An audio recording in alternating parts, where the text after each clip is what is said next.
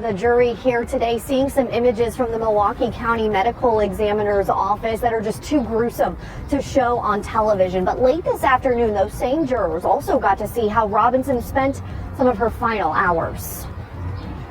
The prosecution Monday walking the jury. Once you made contact with him, he was answering your questions, correct? Correct. And he didn't try to run away on foot, correct? Correct. He didn't resist arrest, right? Correct. On the evening of April 1st, 2024, Shardai texted her date the way any excited 19-year-old would, casually, confidently, full of the kind of energy that made everyone around her feel like the room had gotten a little brighter. She told her mom where she was going. She told her co-workers. She even told the maintenance man in her apartment building. That was just who she was.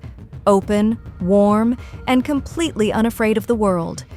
She had no idea that the man on the other end of those texts had already decided, weeks before she ever said yes to dinner, that she would not be coming home. Her full name was Shardai Carlina Robinson. She was 19 years old. She was born on May 10, 2004 in Vicksburg, Mississippi, to a mother named Sheena and a father named Carlos. Before her second birthday, her parents separated, and Sheena made the decision to relocate, packing up her daughter and her hopes and moving north to Milwaukee, Wisconsin, to be closer to her own parents. It was the kind of choice mothers make when they need a foundation, when they need hands to help hold the weight. And in Milwaukee, that foundation held. Shardai grew up surrounded by people who loved her completely. Her grandparents were a constant, steady presence in her early years. A stepfather entered her life not long after, and with him came something Shardai embraced with her whole heart, a baby sister named Adriana. From the moment Adriana arrived, Shardai became the kind of big sister that little girls grow up wanting to be like. Protective, playful, present. She adored her family's new shape, and her biological father, though living states away, remained as involved as distance would allow. He adored his daughter, and that was never in question. To know Shardai as a child was to know a girl who was simply alive in a way that felt louder than most. She joined Girl Scouts. She took dance classes. She played soccer. She performed. She was the kind of child who tried everything because everything seemed worth trying. Friends and family describe her as social, outgoing, adventurous, and funny. The kind of funny that isn't performed, that just comes out of her naturally, that makes people laugh when they weren't expecting to. She lit up whatever room she walked into, and more importantly, she made sure no one in that room felt unseen. But Shardai's story, like all real human stories, was not without its shadows. As she moved into her teenage years, she began struggling. School became difficult. Her mental health suffered in ways that she carried quietly for a time, the kind of inner weight that so many young people know and that so few people talk about honestly. In an effort to find a fresh start, she moved to Florida for a period to live with her father and attend a new school. It helped for a while, but eventually she came back to Milwaukee to finish high school, and what she brought back with her was something harder to explain, a kind of earned resilience. A quiet toughness that had been built in the dark and brought into the light. She graduated, not just on time, early, a full semester ahead of schedule, with grades that impressed her teachers and a determination that impressed everyone else. Her graduation was scheduled to fall on her 20th birthday, a detail that felt almost poetic, the closing of one chapter and the opening of another, all on the same day. But before she could reach that milestone, life in Milwaukee had already handed her something no young woman should ever have to carry. Since returning to the city, Shardai had been the victim of stalking and sexual assault at the hands of someone she had trusted, a so-called friend who had violated that trust in the most devastating way possible. The aftermath of that trauma changed her. It would change anyone. Her guard went up. Her trust became something she extended carefully, deliberately. She became more independent, not out of preference necessarily, but out of necessity, because the world had shown her that even the people you believe are safe can become dangerous. And so at 19, Shardai built her own life with her own two hands. She rented her own apartment in Milwaukee. She worked not one but two part-time jobs simultaneously. one as a cashier at a pizza restaurant, one as waitstaff at a members-only club. She paid her own bills. She managed her own schedule. She never missed a shift.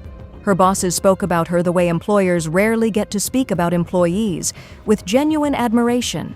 She was communicative, reliable, and thoughtful. If she was running even 5 minutes behind, she would send a text. That was just the standard she held herself to. While working both jobs, she was also studying full-time for a degree in criminal justice. By March 2024, she was less than a month from completing that degree. And she was weighing her options for what came next, and the path she seemed to be leaning toward most seriously was enlisting in the United States Air Force. It ran in her blood. Her grandfather had served in the Navy. Her uncle had served in the Army. Service, sacrifice, and protection of others. These were values she had grown up hearing stories about, and they had clearly taken root somewhere deep inside her. To her friends, Shardai was the person you called when you needed to laugh. To her family, she was the glue, the energy, the light. She FaceTimed her mother regularly, filling her in on every detail of her life with the enthusiasm of someone who genuinely enjoyed sharing herself with the people she loved. She shared her live location with her closest circle through the Life 360 app, not because she was reckless, but because she was smart. She understood that the world required precaution, especially for a young woman living alone. And so she built a safety net quietly and practically, the way she did everything else. On the evening of March 31st, 2024, Shardai was in her apartment, and she was happy. She was getting ready for something she had been telling practically everyone about, a first date the following day with a man she had recently met. She told her coworkers, she told her friends, she told the maintenance man in her building because he happened to cross her path, and she happened to be excited. That was Shardai. She didn't curate what she shared or with whom. She just lived openly and warmly and without the kind of walls that tragedy sometimes builds around people. She had no reason to be afraid of this date. She had taken precautions. She had told people where she was going. She had her location shared. She was a smart, savvy, careful young woman who had already survived things that would have broken others. What she could not have known, what no one could have known, was that the man she was about to meet had not left anything to chance. He had been planning this for a very long time. The man behind the mask. There is a particular kind of danger that does not announce itself. It does not arrive with visible warning signs stitched into clothing or written across a face. It arrives in a bar, smiling, pouring drinks, making small talk with the ease of someone who has spent years learning how to appear completely, disarmingly normal. It arrives in the form of a man named Maxwell Anderson, and by the time anyone understood what he truly was, it was already too late for Shardai Robinson. Maxwell Anderson was born on May 26, 1990, in Wisconsin. He was 33 years old at the time of the murder. He had grown up in the state his entire life, raised in circumstances that stood in stark contrast to the violence he would one day choose to inflict on another human being. Maxwell did not grow up poor. He did not grow up without. His father owned not one but 2 insurance companies, and the Anderson family lived in a large, comfortable home, the kind of upbringing that provided every material advantage a child could want. There was money, there was security, there was space. What there apparently was not, according to people who knew him during those years, was accountability. Those who knew Maxwell in his younger years described him as bratty and entitled, a young man who had grown up being told yes so consistently that the word no had become genuinely foreign to him. Not frustrating, not disappointing, foreign, as though it belonged to a language he had never been taught and saw no reason to learn. When things went his way, Maxwell Anderson was charming enough, personable enough, the kind of man who could hold a conversation, who could tend a bar and make patrons feel welcome, who could smile at the right moment and say the right thing. But when things did not go his way, when someone challenged him, confronted him, or simply refused to comply with what he wanted, something else emerged, something that those around him had seen enough times to recognize, even if they never found the words to fully name it. The paper trail that Maxwell Anderson left behind him across the decade before Shardai's murder is not subtle. It is, in fact, a documented and escalating record of violence, a progression that, in retrospect, reads less like a series of isolated incidents and more like a man slowly rehearsing for something worse. In 2014, Maxwell was 24 years old when he got into a confrontation with a female family member. The details of what sparked the argument are not entirely clear, but what happened next is on record. He pushed her. He smashed up her kitchen. He destroyed her phone, her means of calling for help. And when police arrived at the scene, Maxwell Anderson did not respond with remorse or cooperation. He looked at the officers who had come to hold him accountable and said reportedly, "What are you going to do?" "Shoot me!" He then fled, jumping into the woman's own car and driving it until he crashed it. He was arrested. The incident was documented. And then, as so often happens with men like Maxwell Anderson, life moved on. It did not move on for long before he reappeared in a police report. In 2015, just 1 year later, Maxwell was at a family gathering when a relative, genuinely concerned about the pattern of behavior they were witnessing, suggested that perhaps Maxwell should consider a mental health evaluation. It was not an accusation. It was not an attack. It was a suggestion born of worry, offered in the language of concern. Maxwell Anderson responded by smashing a glass over that family member's head. He punched a wall. When someone else in the room attempted to call the police, he grabbed the phone out of their hand. He was arrested again. More charges, more documentation, more evidence of a man who could not tolerate being questioned, challenged, or told that something might be wrong with him. Then came 2019.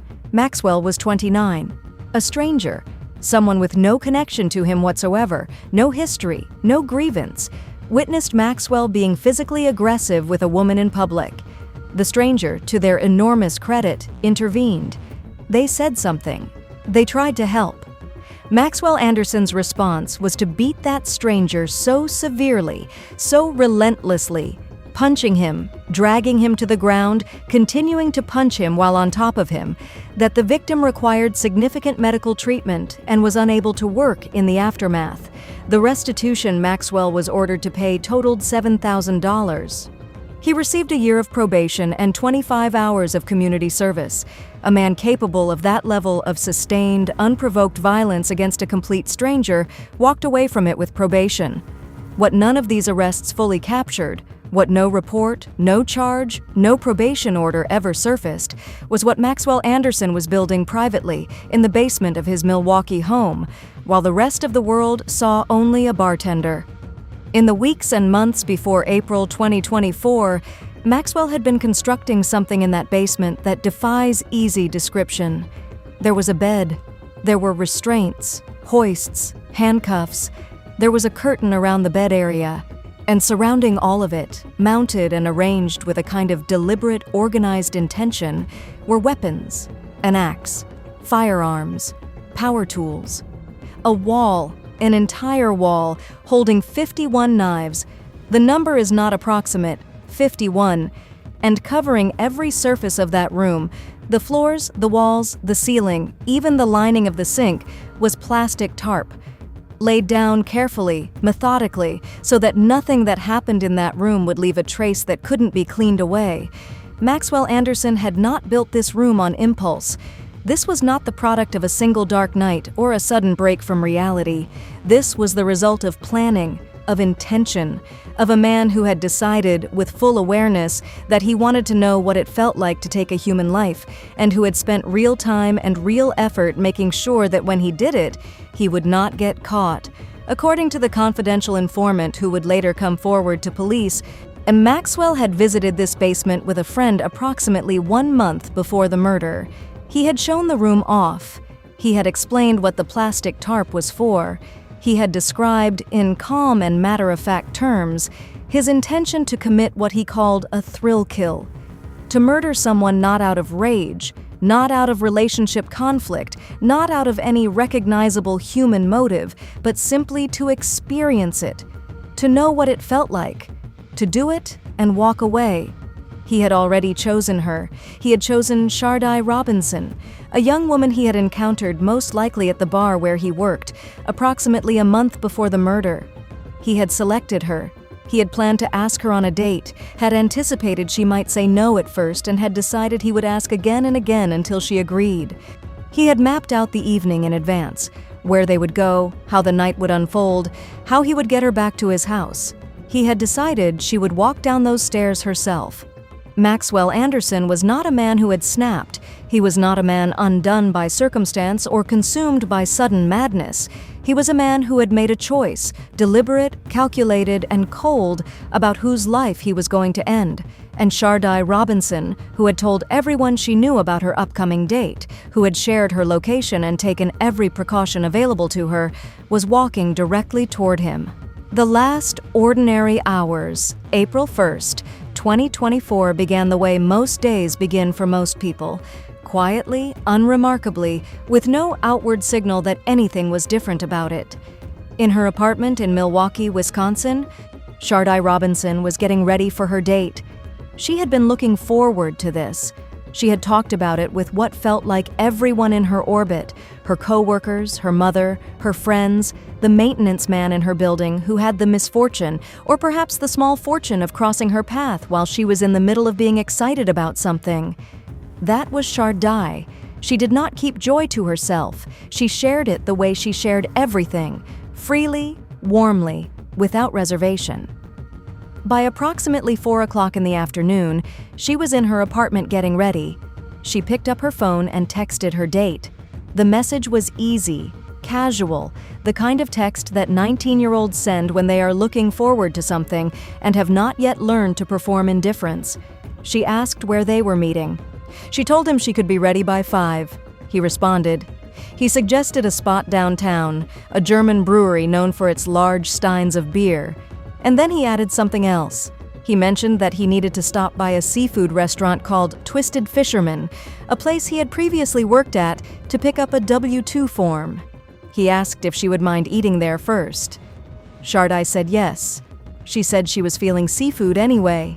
It was a small, ordinary exchange, the kind that happens thousands of times a day between people making plans. But looking back at it now, knowing what is known, there is something deeply unsettling about how carefully that evening had already been arranged, how Maxwell Anderson had, in all likelihood, selected these locations deliberately, choosing places where he had existing relationships with staff, where he could move Shardai through an evening that felt spontaneous and natural, while he maintained control of every variable. By 5:30 in the evening, Shardai and Maxwell Anderson were seated together at the bar inside Twisted Fisherman, a seafood grill and bar that looks out over the water. They ordered food. By most surface-level appearances, the date was going well enough. They stayed long enough to eat, to talk, to settle into each other's company. And by 6:24 in the evening, they decided to move on to a second location. They did not go to the brewery that had originally been suggested. Instead, Maxwell steered them toward a bar called Jukes on the Water, another establishment where he happened to have previously worked, another place where he had existing relationships with staff. Shardai was 19 years old. In the United States, the legal drinking age is 21. At Jukes on the Water, it appears that Maxwell Anderson used those existing staff connections to ensure that his underage date was served alcohol regardless. It is one of the smaller details of this case, and yet it speaks volumes about the man, a 33-year-old who was not above leveraging personal relationships to keep a 19-year-old girl drinking, compliant, and comfortable in an environment he controlled. The CCTV footage recovered from Jukes on the Water would later be reviewed by investigators, and what it captured was telling. At some point during their time at this second bar, the dynamic between Shardai and Maxwell appeared to shift. Maxwell seemed to disengage from Shardai, turning his attention instead toward a couple seated nearby, and leaving her largely to herself at the bar. For a woman as social and outgoing as Shardai, being sidelined on her own date must have been at minimum deflating. She sat there, off to the side, while the man across from her directed his charm elsewhere. Whatever she thought of it, she stayed, and at around 9 o'clock in the evening, they settled their tab and left the bar together. They got into Shardai's car. she drove. The destination was Maxwell Anderson's house, and it would be the last place Shardai Robinson was ever seen alive. A neighbor's security camera captured them arriving. The footage showed the two of them together, walking toward the front door of Maxwell's home and then disappearing inside. Shardai's location, tracked through the Life 360 app that she had set up precisely for moments like this, I confirmed that her phone remained at Maxwell Anderson's address until 12:45 in the morning. What happened inside that house during those hours, between 9 in the evening and whatever moment Shardai Robinson took her last breath, has never been fully disclosed. Maxwell Anderson has never spoken about it. He has never offered an account, a confession, or an explanation of any kind. What is known comes from the physical evidence recovered afterward, and from the plan that Maxwell had already described in detail to his friend 1 month earlier. His original plan had been to produce a firearm while they were still upstairs, most likely in the living room, and use it to frighten Shardai into compliance, to threaten her, to force her at gunpoint to walk down the stairs and into the basement, and into the room lined with plastic tarp, past the wall of 51 knives, past the axes and the power tools and the restraints, into the space he had built and prepared specifically for this moment. Whether it happened exactly as he had planned it, no one outside of Maxwell Anderson will ever fully know. What the post-mortem examination was able to confirm, despite the condition in which Shardai's remains were eventually recovered, was that she had been stabbed. Whether the stabbing was the cause of her death, or one of many things done to her in that basement before she died, the examiner could not say with certainty. The condition of the remains made a precise cause of death impossible to establish. But she had been stabbed, and she had been in that basement, and she had been alone with a man who had spent weeks preparing for her arrival. By 1 o'clock in the morning on April 2nd, 2024, Shardai's Life 360 tracker was moving. Her phone, or whoever was now carrying it, was heading away from Maxwell Anderson's house and toward downtown Milwaukee. By 1:15, the tracker passed through the area where Shardai's own apartment was located. It did not stop. It did not slow down. It did not turn into the parking lot. It kept moving, northbound, further and further from home. Over the next several hours, the tracker logged stops at multiple parks across Milwaukee. Pleasant Valley Park for approximately 30 minutes beginning around 1:33 in the morning. Then another park near the river. Then Warnemont Park, where the tracker remained for roughly 90 minutes between 3 and 4:30 in the morning. The phone's battery died at 4:40. Just still moving northbound, Maxwell Anderson was disposing of Shardai Robinson piece by piece across the parks of Milwaukee in the dead of night, her own phone in his pocket as he did it.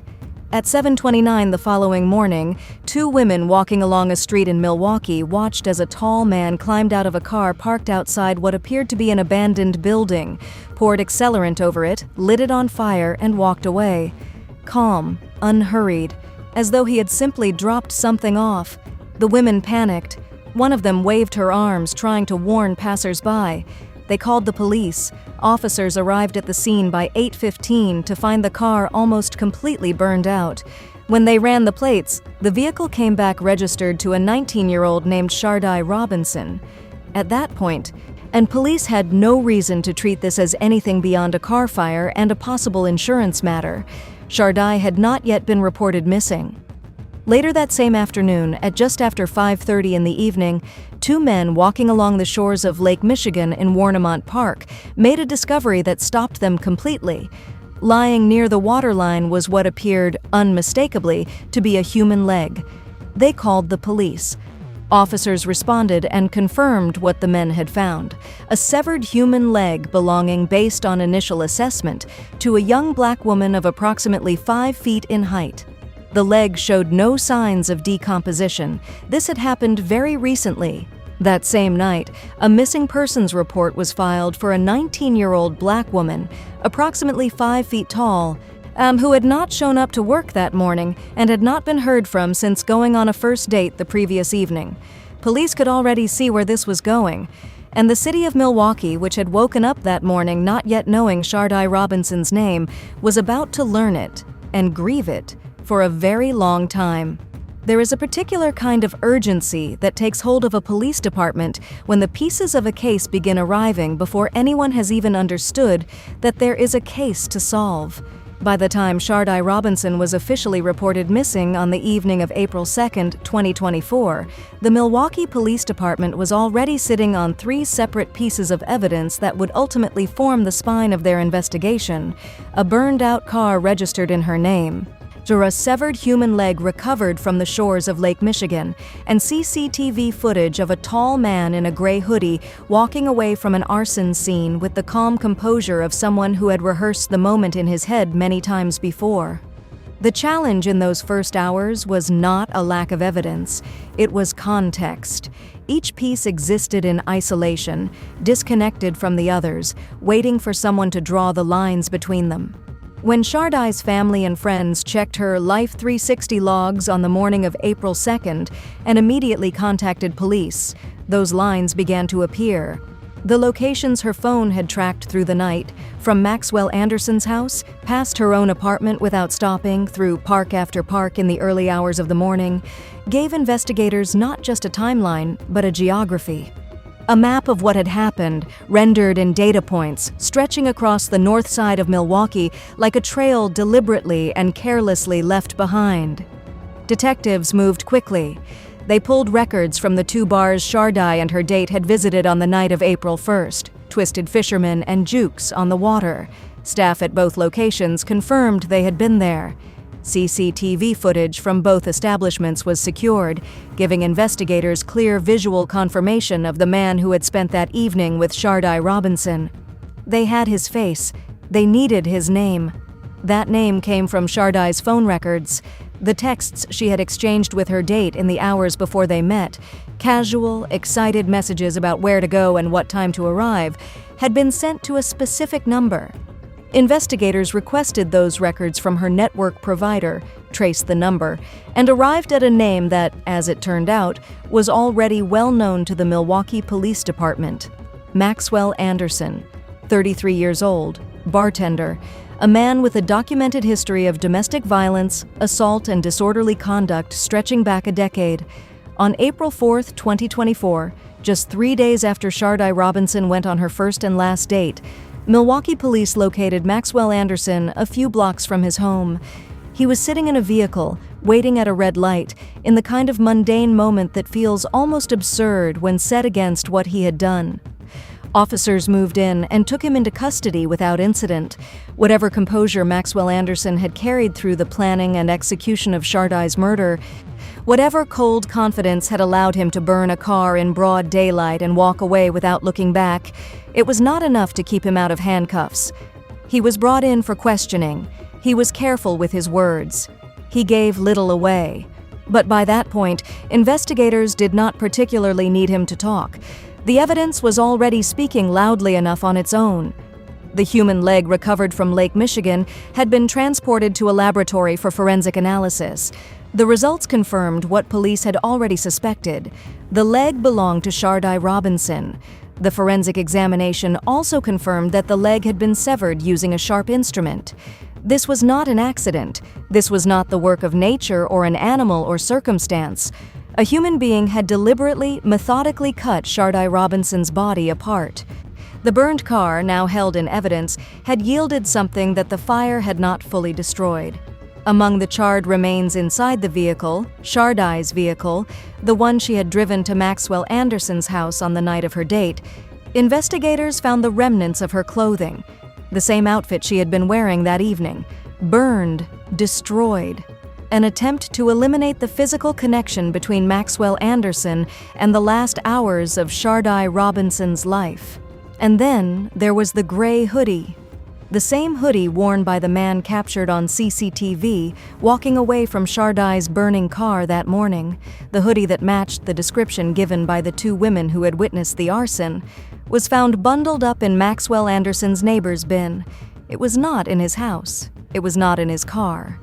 He had tried to distance himself from it, but it was there. And when forensic analysts examined it, they found what Maxwell Anderson had been trying to make disappear. The hoodie was covered in Shardai Robinson's blood. It also carried his own DNA. When investigators executed a search warrant on Maxwell Anderson's home, they moved through the property room by room. The upper floors yielded blood evidence in both the bedroom and the bathroom, blood that, when tested, belonged to neither Maxwell nor Shardai. The implications of that discovery were deeply troubling and have never been fully resolved. Whose blood it was and what it signified about potential prior victims remains unknown. But it was the basement that stopped them. As officers descended the stairs, they spotted blood on the walls. And at the bottom of those stairs was a room that bore no resemblance to any ordinary basement. There was a bed.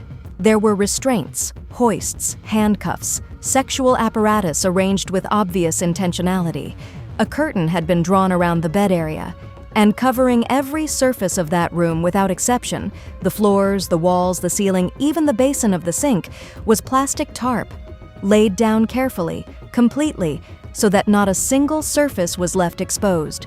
On the walls and surfaces surrounding the bed area were weapons, an axe, firearms, power tools, and mounted across one wall, arranged with a collector's precision, were 51 knives. The number was counted. It was not approximate. 51. Near the basement, investigators also found empty gas canisters, the kind used to accelerate a fire, the kind used to burn a car. Maxwell Anderson was formally charged with first-degree intentional homicide, mutilation of a corpse, and arson. He was held without bail. He pleaded not guilty, and Shardai Robinson was officially declared dead.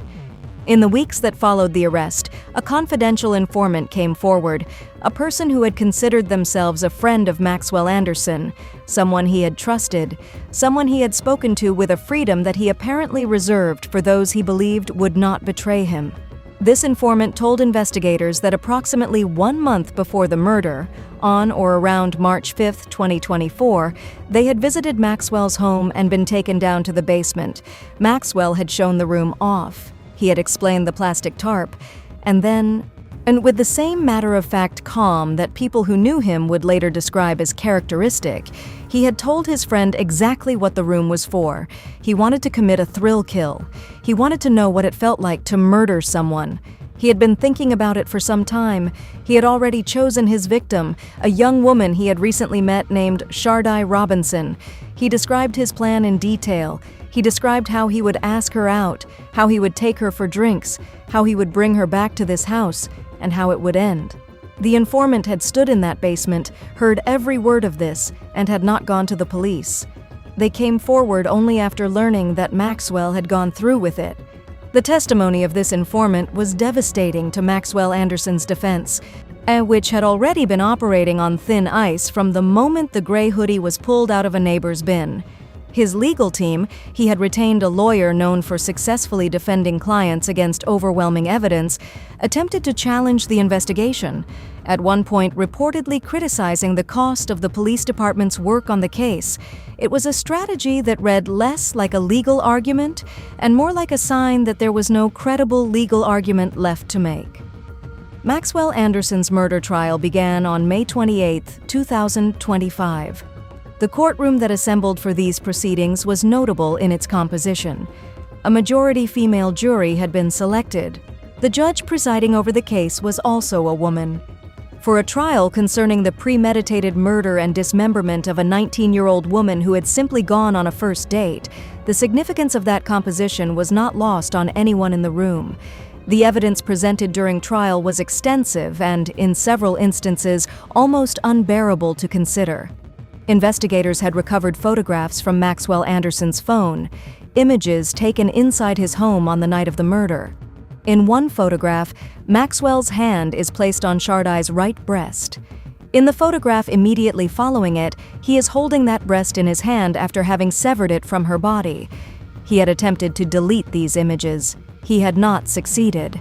Digital forensic recovery had retrieved them, and now they were evidence in a murder trial, displayed in a courtroom, in front of a jury of people who had been asked to look directly at what Maxwell Anderson had done. Witness testimony from the 2 women who had watched him set Shardai's car on fire was presented. The CCTV footage from the arson scene was played. The Life 360 data mapping his movements through the parks of Milwaukee in the early hours of April 2nd was introduced. The gray hoodie, still carrying Shardai's blood and his DNA, was entered into evidence.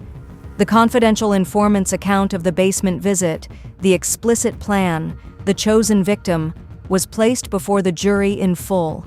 Maxwell Anderson sat through all of it and said nothing. He offered no motive, no explanation, no acknowledgement of what he had taken from Shardai Robinson and from everyone who had loved her. The jury deliberated for 40 minutes. In complex murder trials, 40 minutes is not deliberation. 40 minutes is a formality. It is 12 people looking at each other across a table and confirming what they already knew when they walked out of that courtroom. When the verdict was read, guilty on all counts, Maxwell Anderson's face, for the first time in the entirety of these proceedings, showed something that resembled emotion. He appeared as though he might cry. It was the first crack in the composure he had maintained throughout. And it was, of course, entirely for himself. He had never once, in any documented moment of this case, shown anything resembling feeling for Shardai Robinson. Shardai's younger sister Adriana addressed the court. Her mother, Sheena, addressed the court. Both of them pleaded for the maximum sentence. Both of them spoke about a daughter, a sister, a person, not a case number, not a statistic, not a victim in the abstract sense of the word, but a specific, irreplaceable human being who had been taken from them in the most violent and degrading way imaginable, and whose head had still never been found, and whose killer had never once offered them the basic human decency of telling them where it was. The judge sentenced Maxwell Anderson to life in prison without the possibility of parole. When a murder trial ends with a guilty verdict and a life sentence, there is a tendency, understandable, human, almost necessary, to treat that moment as a form of closure. The gavel comes down. The killer is led away. The case is closed. And for those watching from the outside, from a distance, through a screen or a newspaper or a podcast, it can feel like an ending. Oh, like the story has reached its conclusion and the people left behind can now begin the process of moving forward. For the family of Shardai Carlina Robinson, there is no such moment. There is no clean ending. There is no chapter that closes completely. Because Maxwell Anderson, sitting in a prison cell serving a life sentence without the possibility of parole, has never told them where their daughter's head is. He has never offered a word of explanation. He has never acknowledged what he did in any meaningful way to the people whose lives he shattered on the night of April 1st, 2024. And so Shardai's mother, Sheena, carries something that no mother should ever be asked to carry: the knowledge that she has never been able to lay all of her child to rest. That somewhere out there, a piece of her daughter remains unaccounted for. And the only person who knows where it is has chosen, deliberately and repeatedly, to say nothing. Sheena has written letters to Maxwell Anderson in prison. She has pleaded with him directly, not for an apology, not for remorse, not for anything beyond the basic information that would allow her to bury her daughter completely. She has asked his family to intervene, to reach him, to appeal to whatever remains of his humanity and convince him to give this one thing to a grieving mother. He has not responded. His family has not been able to reach him on this. And so the search, in its own quiet way, continues, not an active police investigation anymore, but a mother's ongoing, unresolved grief, suspended somewhere between loss and the inability to fully grieve, because the loss is still not entirely accounted for. And this is what Maxwell Anderson chose to leave behind. Not just a murder, not just a dismembered body scattered across the parks of Milwaukee, but a deliberate, sustained cruelty that extends beyond the grave, reaching into the daily life of a mother who simply wants to bury her child and cannot. In the weeks and months following Shardai's death, Milwaukee did what communities do in the aftermath of violence that hits close to the bone. It gathered, it grieved, it spoke. Vigils were held, protests took place. Celebrations of Shardai's life were organized by people who had known her, and by people who had never met her, but recognized in her story something that felt personal, something that felt urgent, something that felt like it could have been any one of them, or anyone they loved. So local residents painted their driveways pink, Shardai's color, the color chosen to honor her memory, turning ordinary Milwaukee sidewalks into an impromptu memorial that stretched across neighborhoods. It was a grassroots, uncoordinated act of collective mourning, the kind that emerges when a community decides, without being asked, that a person deserves to be remembered and that they are going to be the ones to do the remembering. Plans were drawn up for a more permanent memorial in Milwaukee, a physical structure that would stand as a lasting tribute to Shardai and to what her life had meant. Those plans were ultimately abandoned, not because the will wasn't there, not because the funding couldn't be found, but because the people organizing the memorial began receiving an onslaught of abusive and racist emails, messages designed specifically to intimidate them into silence, to poison the effort, to ensure that even in death a young Black woman could not be honored without someone deciding that she didn't deserve it. Shardai's friends and family had been receiving similar abuse since the very beginning of the case. Racist messages, targeted harassment, a sustained campaign of cruelty directed at people who were already in the depths of grief, who were already navigating the unbearable territory of learning what had been done to someone they loved. It is a specific and devastating kind of evil, to wait until a family is at its most broken and then decide that this is the moment to hurt them further. The memorial did not go up, but Shardai did not go uncommemorated. Outside the pizza restaurant where she had worked, where her bosses had praised her reliability, where her co-workers had been the first to worry when she didn't show up, a mural was painted in her honor. In it, Shardai is depicted with a halo, surrounded by clouds, resting in a peace that her final hours on Earth were so violently denied. It is, by all accounts, a beautiful painting. It is the kind of memorial that a community builds when the official channels have been closed off by hatred, when art becomes the only language left. Out of all of this, out of the grief, the harassment, the failed memorial, the unanswered letters to a man who will never respond, Shardai's mother Sheena built something. She took the weight of everything she was carrying and she turned it outward, into the world, and in the form of a nonprofit organization called Shardai's Voice Foundation. The mission of Shardai's Voice is both specific and expansive. It exists to provide support to the families of missing Black women and girls, beginning in Wisconsin and with the stated aim of growing into something larger. It operates from the recognition that the cases of missing and murdered Black women and girls are consistently underreported, underinvestigated, and under-resourced compared to those of their white counterparts. That the grief of Black families is treated as somehow less urgent, less newsworthy, less deserving of sustained public attention. Shardai's Voice exists to push back against that reality, to say loudly and continuously that every missing person deserves the same level of care and attention regardless of the color of their skin. The foundation carries Shardai's name forward in the most meaningful way possible, not just as a memorial to who she was, but as an active force for the kind of change she herself might have worked toward. She was, after all, studying criminal justice. She was considering a career in service and protection. She wanted to join the Air Force. She was a person who was already, at 19, oriented toward looking out for others. The foundation that bears her name is, in its own way, an extension of who she was becoming before Maxwell Anderson decided she didn't get to become it. The murder of Shardai Robinson is not an isolated incident. It is not an aberration or an outlier or a uniquely terrible event that exists outside the normal patterns of the world.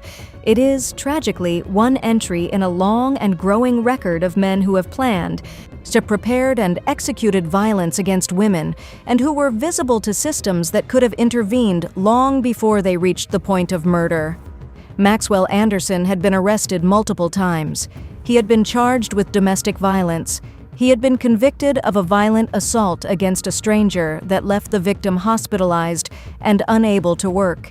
He had received probation. He had received community service. He had been fined. And then he had been released repeatedly back into a world where he continued to escalate, building a torture chamber in his basement, selecting a victim, planning a murder with the methodical patience of someone who had never once been stopped firmly enough to believe he could be stopped at all. A confidential informant had stood in that basement 1 month before the murder and heard Maxwell Anderson describe exactly what he intended to do and to whom. That informant had said nothing to police. Had they come forward immediately? Had they made a single phone call, filed a single report? Shardai Robinson might have celebrated her 20th birthday. She might have graduated. She might have enlisted. She might have lived the long and remarkable life that she was so clearly capable of living. Another young woman had been taken on a date by Maxwell Anderson before Shardai. She had been brought back to his house. He had invited her down to the basement. She had declined. She had survived, and she came forward in the aftermath of the trial to share her story, to name what had almost happened to her, and to confirm that Maxwell Anderson had a pattern of behavior that extended beyond a single terrible night. There was also a large hole dug in his backyard, still present when police arrived to search the property, the purpose of which has never been explained. And there was the unidentified blood found in his bedroom and bathroom, blood that belonged to neither Maxwell nor Shardai, blood that has never been matched to anyone, blood that raises questions that may never be answered. There may be other victims. The investigation has not produced them. But the possibility sits there, unresolved, a dark question mark at the edge of a case that has already delivered more horror than most people can fully absorb. Maxwell Anderson is currently serving a life sentence without the possibility of parole in a Wisconsin correctional facility. And he has made no statements about his crimes. He has filed no known appeals that have gained traction. He will not be released. He will not have the opportunity to select another victim, to build another room, to take another young woman on a first date from which she does not return. For whatever it is worth, and for Shardai's family, it is both everything and not enough. He is off the streets permanently. The criminal justice system, which had encountered Maxwell Anderson repeatedly over the course of a decade and had not found a way to permanently remove him from society before he killed someone, ultimately delivered the verdict and the sentence that the evidence demanded. It did so only after a 19-year-old woman lost her life in a basement lined with plastic tarp. Only after her body was scattered across the parks and shorelines of a city that did not yet know her name. Only after her mother spent months writing unanswered letters, and her sister stood in a courtroom and begged a judge to ensure that the man who had done this would never be free again. Justice, in this case, arrived. But it arrived too late, and at a cost that no verdict can fully account for. Shardai Carlina Robinson was 19 years old. She had graduated early from high school. She was 1 month away from completing a college degree in criminal justice. She worked 2 jobs simultaneously and never missed a shift. She paid her own rent. She shared her location with the people she loved because she understood that the world required caution, and she took that seriously. She had survived trauma that would have silenced others and had emerged from it still warm, still open, still the kind of person who told the maintenance man in her building about her upcoming date because she was excited and saw no reason not to share it. She loved cooking. She loved novels. She adored her younger sister Adriana. She FaceTimed her mother. She dreamed of serving her country the way her grandfather and her uncle had before her. She was a social butterfly and a hustler and a big sister and a daughter and a friend and a woman who was, at 19, already more fully realized as a human being than her killer managed to become in 33 years. She deserved her 20th birthday. She deserved her graduation. She deserved the career she was building toward and the life she was assembling piece by careful piece in her own apartment in Milwaukee, Wisconsin, with her own money and her own ambition and her own irreplaceable self. She deserved to come home from that date. Outside the pizza restaurant where she worked, her image is painted on a wall. She has a halo. She is in the clouds. She is resting. And the foundation that carries her name is doing the work that she might have done herself, protecting women, advocating for the overlooked, refusing to let anyone be forgotten. Her name was Shardai Carlina Robinson. She was 19 years old. She was everything, and the world is immeasurably less bright without her in it. We see you, Shardai. We say your name.